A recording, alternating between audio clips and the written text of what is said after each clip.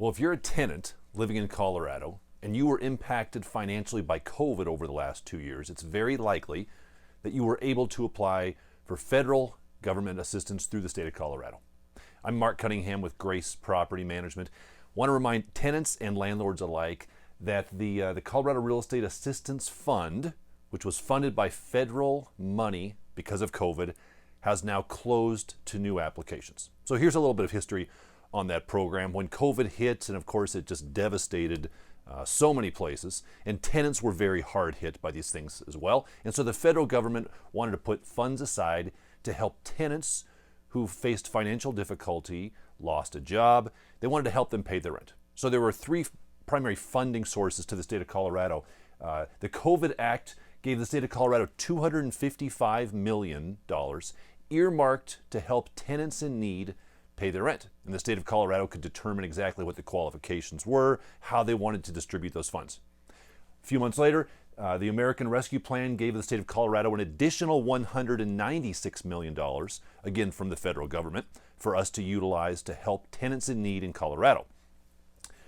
The other jurisdictions, because the federal government also gave counties money, they gave some cities money, and some of these counties and cities didn't use all their funds, so they returned that to the state of Colorado to be utilized, almost $15 million. So the state of Colorado had a $466 million fund to help tenants in need, and they have been using that over a number of months, the last 2 years, really. They've actually given out 36,000 households have received some form of government payment on behalf of the tenants directly to landlords, directly to property owners to help assist with their rent. So it's been very, very effective. And what the state of Colorado has found out is there's no hard deadline to stop. It's just when the funds run out.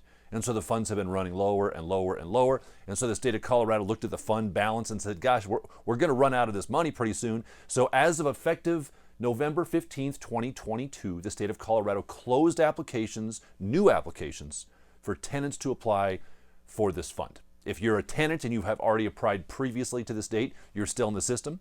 If you have been receiving payments periodically and you're already in the system, that doesn't mean they're going to stop paying for you at this point in time. They just stopped accepting new applications from tenants as of November 15th.